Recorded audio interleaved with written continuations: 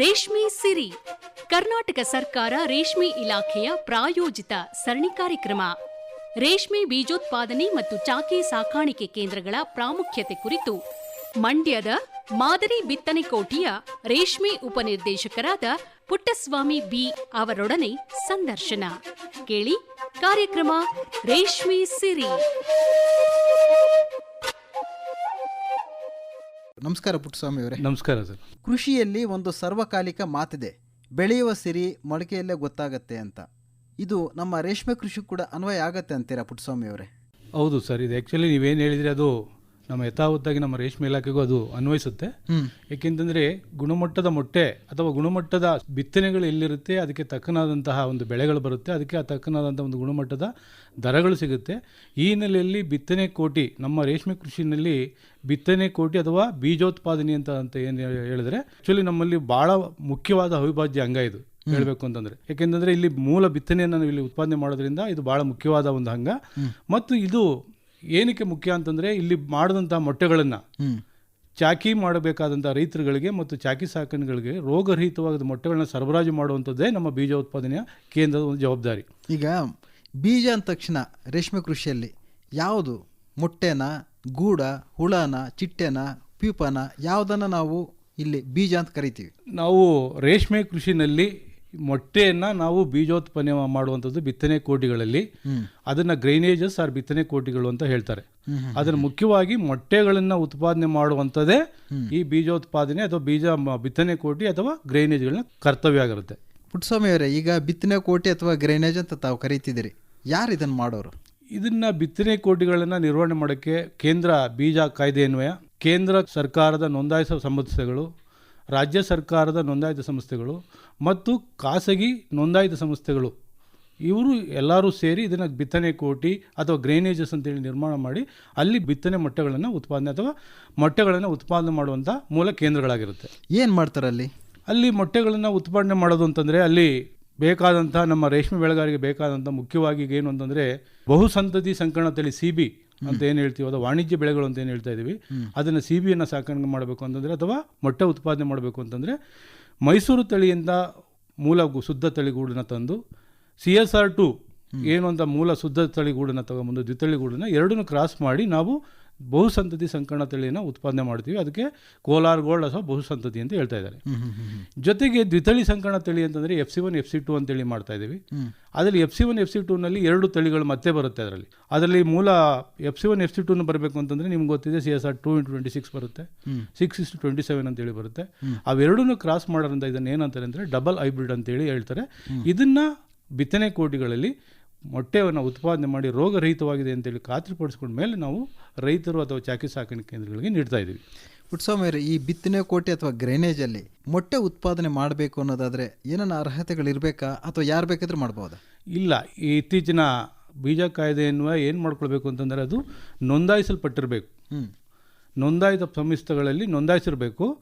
ಜೊತೆಗೆ ಏನು ಅಂದರೆ ಕೇಂದ್ರ ಕಚೇರಿ ಇದನ್ನ ಜೊತೆಗೆ ಅವರು ಅಂಗೀಕೃತ ಸಂಸ್ಥೆಗಳಿಂದ 3 ತಿಂಗಳ ತರಬೇತಿನ ಹೊಂದಿರಬೇಕಾಗಿರುತ್ತೆ. ಅಂದರೆ ಅದೆಲ್ಲ NSS ಪೋಸ್ ಇರ್ಬೋದು ಅಥವಾ CSRNT ಇರ್ಬೋದು ಅಥವಾ KSRD ಸಂಸ್ಥೆಗಳಿರ್ಬೋದು ಅಥವಾ ಅಂಗೀಕೃತ ಸಂಸ್ಥೆಗಳಿಂದ 3 ತಿಂಗಳ ತರಬೇತಿ ಪಡ್ಕೊಂಡಿರಬೇಕಾಗುತ್ತೆ. ಜೊತೆಗೆ ಅವರು ಏನು ಅಂತಂದರೆ ಮೊಟ್ಟೆ ಉತ್ಪಾದನೆ ಮಾಡೋಕ್ಕೆ ಮೂಲವಾಗಿ ಬೇಕಾದಂತಹ ಮೂಲ ಸೌಕರ್ಯಗಳು, ಕಟ್ಟಡ, ಸಲಕರಣೆಗಳನ್ನು ಹೊಂದಿರಬೇಕಾಗಿರುತ್ತೆ. ಅವರು ಇದಕ್ಕೆ ಅರ್ಹ ಆಗಿರ್ತಾರೆ. ಈಗ ನಮ್ಮ ರಾಜ್ಯದಲ್ಲಿ ನೋಡೋದಾದರೆ ಈ ಬಿತ್ತನೆ ಕೋಟಿಗಳು ಎಷ್ಟಿದ್ದಾವೆ ಅಂತೀರ ತಾವು? ಸರ್, ನಮ್ಮ ಕರ್ನಾಟಕ ರಾಜ್ಯದಲ್ಲಿ ಕೇಂದ್ರ ನೋಂದಾಯಿತ ಬಿತ್ತನೆ ಕೋಟಿಗಳು 6 ಇದೆ, ಸರ್ಕಾರದ ಬಿತ್ತನೆ ಕೋಟಿಗಳು 29 ಇದೆ. ಅದು ಕಮರ್ಷಿಯಲ್ಲು 12 ಬರುತ್ತೆ ಮತ್ತು ಸೀಡ್ ಏರಿಯಾದಲ್ಲಿ ಮಾಡುವಂಥ ಗ್ರೈನೇಜ್ಗಳು 17 ಬರುತ್ತೆ ಮತ್ತು ನೋಂದಾಯಿತ ಬಿತ್ತನೆ ಕೋಟಿಗಳು 115 ಇದೆ. ಮತ್ತು ಸರ್ವಕಾಲದಲ್ಲೂ ಅಂದರೆ ಯಾವುದೇ ಕಂಟಿನ್ಯೂಸ್ಗೆ ಪ್ರೊಡಕ್ಷನ್ ಮಾಡೋದು ಸುಮಾರು 50ರಿಂದ 55 ಖಾಸಗಿ ಬಿತ್ತನೆ ಕೋಟಿಗಳು ಪ್ರೊಡಕ್ಷನ್ಸನ್ನು ಮಾಡ್ತಾ ಇದ್ದಾರೆ, ಅಂದರೆ ಉತ್ಪಾದನೆಯನ್ನು ಮಾಡ್ತಾ ಇದ್ದಾರೆ. ಜೊತೆಗೆ 24-25ನೇ ಸಾಲಿನಲ್ಲಿ ನಮ್ಮಲ್ಲಿ 935.74 ಲಕ್ಷ ಮಿಶ್ರತಳಿ ಸಂಕರಣ ತಳಿಗಳನ್ನು ಮೊಟ್ಟೆ ಉತ್ಪಾದನೆ ಮಾಡಿ ರೈತರಿಗೆ ಹಂಚಿಕೆ ಮಾಡಲಾಗಿದೆ. ಅದೇ ತರಹ ದ್ವಿತಳಿ ಸಂಕರಣ ತಳಿಗಳು FC1 FC2ಗಳನ್ನು 305.56 ಲಕ್ಷ ಮೊಟ್ಟೆಗಳನ್ನು ಉತ್ಪಾದನೆ ಮಾಡಿ ನಾವು ರೈತರಿಗೆ ಮತ್ತು ಖಾಸಗಿ ಸಾಕಾಣಿಕೆದಾರರಿಗೆ ವಿತರಣೆ ಮಾಡಲಾಗಿದೆ. ಪುಟ್ಟಸ್ವಾಮಿ ಅವರೇ, ಈ ಒಂದು ಬಿತ್ತನೆ ಪ್ರದೇಶಗಳು ನಮ್ಮ ರಾಜ್ಯದಲ್ಲಿ ನೋಡೋದಾದರೆ ಎಲ್ಲೆಲ್ಲಿ ಇದ್ದಾವೆ ಅಂತ ತಾವು ಹೇಳಲಿಕ್ಕೆ ಇಷ್ಟಪಡ್ತೀರಾ? ಸರ್, ನಮ್ಮ ಭಾರತ ದೇಶದಲ್ಲೇ ಕರ್ನಾಟಕ ರಾಜ್ಯದಲ್ಲಿ ಒಂದು ಒಳ್ಳೆಯ ಒಂದು ಬೀಜ ಉತ್ಪಾದನೆಯ ಪ್ರದೇಶಗಳಿದೆ. ಅದರಲ್ಲಿ ಮೈಸೂರು ಬಿತ್ತನೆ ಪ್ರದೇಶಗಳನ್ನು ನಾವು ತುಮಕೂರು ಜಿಲ್ಲೆಯ ಕುಣಿಗಲ್ ತಾಲೂಕು ಮತ್ತು ತುಮಕೂರು ತಾಲೂಕಿನ ಹೆಬ್ಬೂರು ಹೋಬಳಿನ ನಾವು ಮೈಸೂರು ಬಿತ್ತನೆ ಪ್ರದೇಶ ಅಂತ, ಮತ್ತು ಬೆಂಗಳೂರು ದಕ್ಷಿಣ ಜಿಲ್ಲೆಯ ಮಾಗಡಿ ತಾಲೂಕನ್ನ ನಾವು ಮೈಸೂರು ಬಿತ್ತನೆ ಪ್ರದೇಶ ಅಂತೇಳಿ ಸರ್ಕಾರ ಅಧಿಸೂಚಿಸಲಾಗಿದೆ. ಇಲ್ಲಿ ಮಾತ್ರ ನಾವು ಇದನ್ನ ಮೈಸೂರು ತಳಿ ಶುದ್ಧ ತಳಿ ಹುಳುಗಳನ್ನು ಮಾತ್ರ ಸಾಕಾಣಿಕೆ ಮಾಡಿ ಅಲ್ಲಿಂದ ಮಾತ್ರ ಅದನ್ನು ಗೂಡುಗಳನ್ನ ಖರೀದಿ ಮಾಡಬೇಕಾಗುತ್ತೆ. ಅದೇ ಥರ ದ್ವಿತಳಿ ಸಂಕರಣ ತಳಿಗಳನ್ನ ಮಾಡಬೇಕಂದ್ರೆ ಅದಕ್ಕೆ ಆದ ಬಿತ್ತನೆ ಪ್ರದೇಶಗಳು, ದ್ವಿತಳಿ ಬಿತ್ತನೆ ಪ್ರದೇಶ ಅಂತ ಬೆಂಗಳೂರು ನಗರ ಜಿಲ್ಲೆಯ ಆನೇಕಲ್ಲಿದೆ, ಮಂಡ್ಯ ಜಿಲ್ಲೆಯ ಕೇರ್ಪೇಟೆ ತಾಲೂಕಿದೆ, ಮತ್ತು ಹಾಸನ ಜಿಲ್ಲೆಯ ಅರಕಲಗೂಡು ಹೊರತುಪಡಿಸಿ ಬೇರೆ ಎಲ್ಲ ತಾಲೂಕುಗಳು ಮತ್ತು ಕೊಡಗು ಜಿಲ್ಲೆ, ಉತ್ತರ ಕನ್ನಡ ಮತ್ತು ತುಮಕೂರು ಜಿಲ್ಲೆಯ ತಿಪಟೂರು, ತುರುವೇಕೆರೆ, ಚಿಕ್ಕನಾಯಕ್ ತಾಲೂಕುಗಳನ್ನು ನಾವು ಬಿತ್ತನೆ ಪ್ರದೇಶ ಅಂತೇಳಿ ಸರ್ಕಾರ ಅಧಿಸೂಚಿಸಲಾಗಿದೆ. ಅದೇ ಇದರಲ್ಲಿ ನಾವು ಬಿತ್ತನೆ ಗೂಡುಗಳನ್ನು ಬೆಳೆಸಬೇಕಾಗುತ್ತೆ. ಮತ್ತು ದ್ವಿತಳಿ ಬಿತ್ತನೆ ಗೂಡುಗಳನ್ನು ಆಯ್ದ ಮತ್ತು ದತ್ತು ಪಡೆದ ಬೆಳೆಗಾರರಿಂದ ಸಹ ನಾವು ಇದನ್ನು ಉತ್ಪಾದನೆ ಮಾಡ್ಬೋದಾಗಿದೆ. ಈಗ ಈ ಬಿತ್ತನೆ ಕೋಟಿಗಳವರು ಬೀಜ ಉತ್ಪಾದನೆ ಮಾಡಬೇಕು, ರೇಷ್ಮೆ ಬಿತ್ತನೆ ಕೋಟಿಯಿಂದ ಬೀಜೋತ್ಪಾದನೆ ಮಾಡಬೇಕಂದ್ರೆ ಅವರು ಗೂಡುಗಳು ಎಲ್ಲಿಂದ ಸಂಗ್ರಹ ಮಾಡ್ತಾರೆ, ಎಲ್ಲಿಂದ ತರ್ತಾರೆ ಅವರು? ಸರ್, ಈಗ ನಾವು ಮಿಶ್ರತಳಿ ಮೊಟ್ಟೆ ಉತ್ಪಾದಿಸಬೇಕು ಅಂತಂದರೆ ಶುದ್ಧ ಮೈಸೂರು ತಳಿಯನ್ನು ಬಿತ್ತನೆಗೂಡು ಮೈಸೂರು ಬಿತ್ತನೆ ಪ್ರದೇಶದಲ್ಲಿ ಮಾತ್ರ ಅವ್ರು ತಗೊಬರಬೇಕಾಗುತ್ತೆ. ಅದು ನೋಂದಾಯಿತ ರೇಷ್ಮೆ ಬೆಳೆಗಾರರು ಅಥವಾ ಬಿತ್ತನೆ ಪ್ರದೇಶದಿಂದ ಅವರು ಖರೀದಿ ಮಾಡಬೇಕಾಗುತ್ತೆ.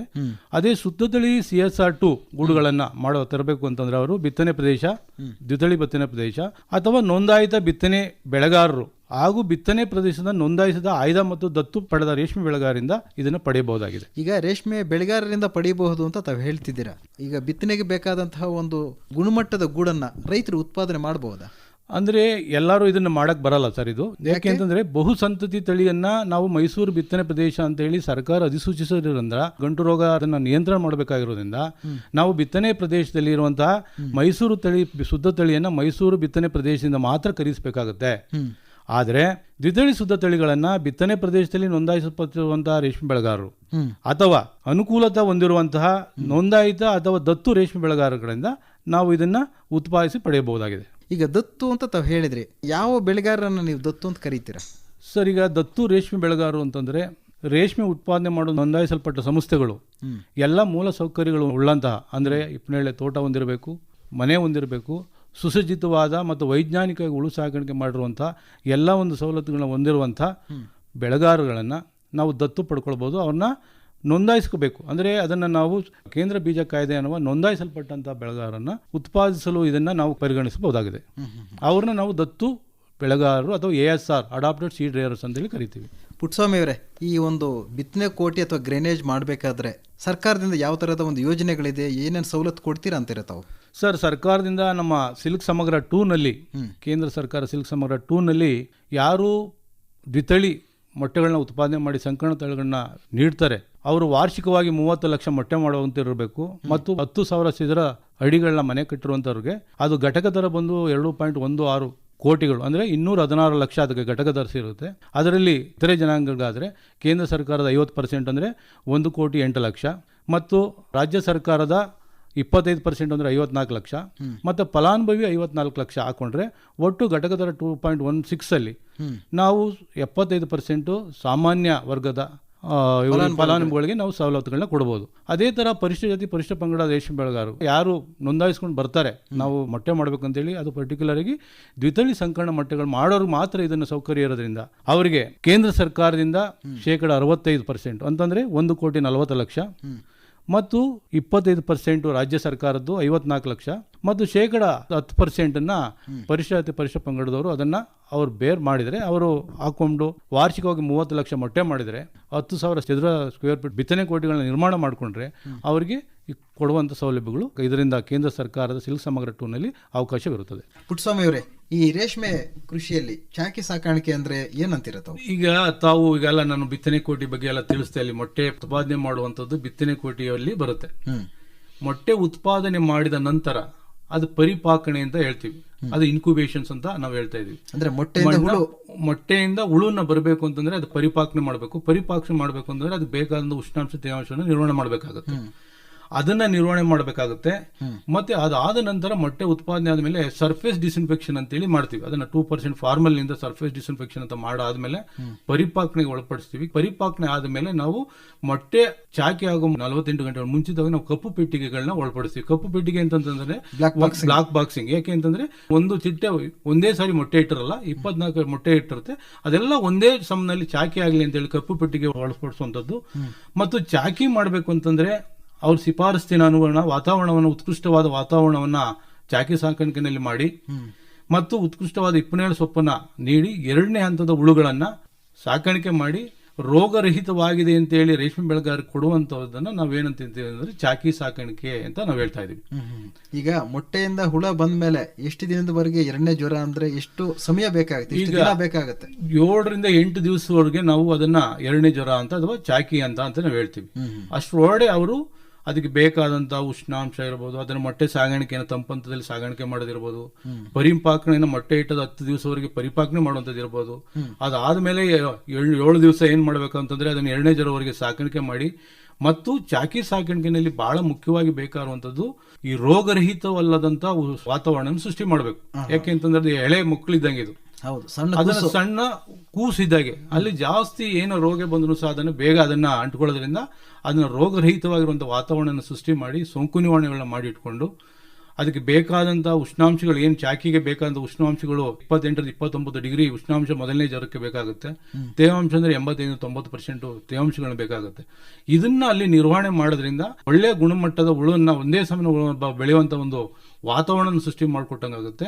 ಸದೃಢವಾಗಿ ಬೆಳೆಯುತ್ತೆ ಮತ್ತೆ ಸದೃಢ ಒಳ್ಳೆ ತೋಟಗಳನ್ನ ನಿರ್ವಹಣೆ ಮಾಡೋದ್ರಿಂದ ಸದೃಢವಾಗಿ ಬೆಳೆಯೋದ್ರಿಂದ ಅದು ರೋಗರಹಿತವಾಗಿರೋದ್ರಿಂದ ಅದು ಒಳ್ಳೆ ಗುಣಮಟ್ಟದ ಗೂಡನ್ನ ಕಟ್ಟಿ ಒಳ್ಳೆ ರೇಷ್ಮೆ ಪಡೆಯಕ್ಕೆ ಒಂದು ಅವಕಾಶ ಆಗುತ್ತೆ. ಅಂದ್ರೆ ಸಸಿಯಂತೆ ಬೆಳೆ ಅಂದಂಗೆ ಈ ಏನ್ ಚಾಕಿ ಇದ್ದಂತೆ ಗೂಡಿನ ಒಂದು ಇಳುವರಿ ಬರುತ್ತೆ. ಮೊಟ್ಟೆ ಮತ್ತು ಚಾಕಿ ಸಾಕಾಣಿಕೆಯಲ್ಲಿ ಚೆನ್ನಾಗಿ ಬಂದ್ಬಿಡ್ತು ಅಂದ್ರೆ 100% ಅದು ಬೆಳೆ ಹಾಗೆ ಆಗುತ್ತೆ ಅಂತ ಹೇಳಿ, ಯಾವುದೇ ತೊಂದರೆ ಇಲ್ಲದೆ ಬೆಳೆ ಆಗುತ್ತೆ ಅಂತ. ಈಗ ನಾನು ಚಾಕಿ ಸಾಕಾಣೆ ಮಾಡಬೇಕು ಅನ್ನೋದಾದ್ರೆ ನಾನು ಮಾಡಬಹುದಾ? ಉದಾಹರಣೆಗೆ ಈಗ ಚಾಕಿ ಸಾಕಾಣಿಕೆ ಮಾಡಬೇಕು ಅಂತಂದ್ರೆ ಏನು ಅಂತಂದ್ರೆ ಅವರು 10ನೇ ತರಗತಿ ಪಾಸ್ ಆಗಿರುವಂತವ್ರು, ಈ ಹೊಸ ಬೀಜ ಕಾಯ್ದೆ ಏನು ಬಂದಿರುವಂತದ್ದು 10ನೇ ತರಗತಿ ಪಾಸ್ ಆಗಿದ್ದು ಅವರು ಅಂಗೀಕೃತ ಸಂಸ್ಥೆಗಳಿಂದ NSS ಇರಬಹುದು, CSRD ಇರಬಹುದು ಅಥವಾ ತಲಗಟ್ಪುರ ನಮ್ಮಲ್ಲಿರುವಂತಹ KSRD ತಲಗಟ್ಪುರ ಇರಬಹುದು ಸಂಸ್ಥೆಗಳಿಂದ 3 ತಿಂಗಳು ಕನಿಷ್ಠ ಪಕ್ಷ 3 ತಿಂಗಳ ತರಬೇತಿ ಪಡ್ಕೊಂಡು ಅವ್ರಿಗೆ ಬೇಕಾದಂತಹ ಮೂಲ ಸೌಕರ್ಯಗಳಾದಂತಹ ಹಿಪ್ಪನೇರಳೆ ತೋಟ, ಮನೆ, ಸಲಕರಣೆಗಳು ಯಾರು ಹೊಂದಿರ್ತಾರೆ ಅವರು ಈ ಚಾಕಿ ಸಾಕಾಣಿಕೆ ಮಾಡ್ಕೊಳ್ಳಕ್ಕೆ ಅರ್ಹರಾಗಿರ್ತಾರೆ. ಈಗ ನಮ್ಮ ಚಾಕಿ ಸಾಕಾಣಿಕೆಯಲ್ಲಿ ಈಗ ಒಬ್ಬ ಫಲಾನುಭವಿ ಚಾಕಿ ಸಾಕಾಣೆ ಮಾಡ್ಬೇಕನ್ನೋದಾದ್ರೆ ಸರ್ಕಾರದಿಂದ ಯಾವ ತರದ ಒಂದು ಯೋಜನೆ ಅವ್ರಿಗೆ ರೂಪಿಸಿದ್ದೀರಾ ತಾವು?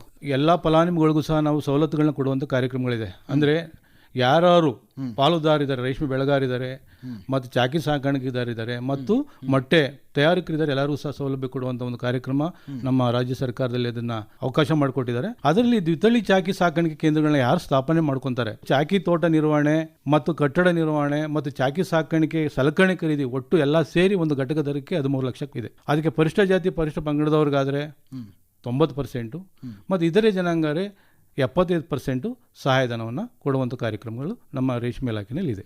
ಯಾವುದೇ ಒಂದು ಯೋಜನೆಯ ಒಂದು ಫಲಾನುಭವಿ ಹೆಚ್ಚಿನ ಮಾಹಿತಿ ಬೇಕು ಅಂದರೆ ಯಾರನ್ನ ಸಂಪರ್ಕ ಮಾಡಬಹುದು?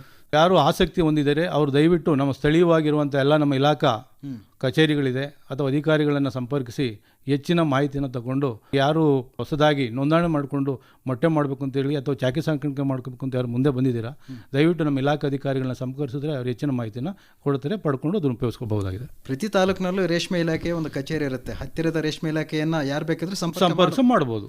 ಆಯಿತು ಪುಟ್ಟಸ್ವಾಮಿ ಅವರೇ, ಇಷ್ಟೊತ್ತು ನಮ್ಮ ನಿಲಯಕ್ಕೆ ಬಂದು ರೇಷ್ಮೆ ಇಲಾಖೆಯಿಂದ ರೇಷ್ಮೆ ಬಿತ್ತನೆ ಕೋಟಿ ಅಥವಾ ಚಾಕಿ ಉತ್ಪಾದನೆ ಕೇಂದ್ರಕ್ಕೆ ಯಾವ ಥರದ ಒಂದು ಸವಲತ್ತುಗಳಿದೆ, ಹೇಗೆ ಮಾಡಬೇಕು ಅನ್ನೋದ್ರ ಬಗ್ಗೆ ನೀವು ಸಾಕಷ್ಟು ಮಾಹಿತಿಯನ್ನು ಒದಗಿಸ್ಕೊಟ್ಟಿದ್ದೀರಾ. ತಮಗೆ ನಿಲಯದ ಪರವಾಗೂ ಹಾಗೂ ನಮ್ಮೆಲ್ಲ ಕೇಳುಗರ ಪರವಾಗಿ ತಮಗೆ ಧನ್ಯವಾದಗಳು. ನಮಸ್ಕಾರ. ನಮಸ್ಕಾರ. ಏನ್ ರಾಮಣ್ಣ, ಇತ್ತೀಚೆಗೆ ಟ್ರ್ಯಾಕ್ಟರ್ ತಕೊಂಡ್ರಿ, ಮನೆ ಕಟ್ಟಿದ್ರಿ, ಮಗಳಿಗೆ ಮದ್ವೆನೂ ಮಾಡಿದ್ರಿ. ನೋಡಮ್ಮ, ನನ್ನ ರೇಷ್ಮೆ ಕೃಷಿನೇ ನನಗೆ ವರದಾನವಾಗಿದೆ. ರೇಷ್ಮೆ ಇಲಾಖೆಯು ರಾಜ್ಯ ರೇಷ್ಮೆ ಭಾಗಿದಾರರಿಗೆ ಹಲವಾರು ಯೋಜನೆಗಳನ್ನು ಜಾರಿಗೆ ತಂದಿದೆ. ಗೊತ್ತಿಲ್ಲಣ್ಣ, ನಮ್ಮ ಊರವ್ರಿಗೆಲ್ಲ ಈ ವಿಷಯ ತಿಳಿಸ್ತೀನಣ್ಣ. ಹೋಗಿ ರೇಷ್ಮೆ ಇಲಾಖೆಯನ್ನು ಸಂಪರ್ಕಿಸಲು ಹೇಳಮ್ಮ, ಅವರು ಎಲ್ಲ ಮಾಹಿತಿಯನ್ನು ಕೊಡ್ತಾರೆ. ಕರ್ನಾಟಕ ಸರ್ಕಾರ ರೇಷ್ಮೆ ಇಲಾಖೆ ಪ್ರಾಯೋಜಿತ ರೇಷ್ಮೆ ಸಿರಿ ಸರಣಿ ಕಾರ್ಯಕ್ರಮದಲ್ಲಿ ಇದುವರೆಗೆ ರೇಷ್ಮೆ ಬೀಜೋತ್ಪಾದನೆ ಮತ್ತು ಚಾಕಿ ಸಾಕಾಣಿಕೆ ಕೇಂದ್ರಗಳ ಪ್ರಾಮುಖ್ಯತೆ ಕುರಿತು ಮಂಡ್ಯದ ಮಾದರಿ ಬಿತ್ತನೆ ಕೋಟಿಯ ರೇಷ್ಮೆ ಉಪನಿರ್ದೇಶಕರಾದ ಪುಟ್ಟಸ್ವಾಮಿ ಬಿ ಅವರೊಂದಿಗೆ ನಡೆಸಿದ ಸಂದರ್ಶನ ಕೇಳಿದ್ರಿ. ಸಂದರ್ಶನ ಹಾಗೂ ಪ್ರಸ್ತುತಿ ಕೃಷ್ಣಪ್ಪ ಕೆವಿ. ಬೆಂಗಳೂರು ಆಕಾಶವಾಣಿ ಕೇಂದ್ರದಲ್ಲಿ ಸಿದ್ಧಪಡಿಸಿದ ಈ ಕಾರ್ಯಕ್ರಮ ರಾಜ್ಯವ್ಯಾಪಿ ಪ್ರಸಾರವಾಯಿತು. ಮುಂದಿನ ಬುಧವಾರ ಬೆಳಗ್ಗೆ 9:05 ಮತ್ತೊಂದು ವಿಷಯದೊಂದಿಗೆ ರೇಷ್ಮೆ ಸಿರಿ ಪ್ರಾಯೋಜಿತ ಕಾರ್ಯಕ್ರಮದಲ್ಲಿ ಮತ್ತೆ ಭೇಟಿಯಾಗೋಣ. ನಮಸ್ಕಾರ.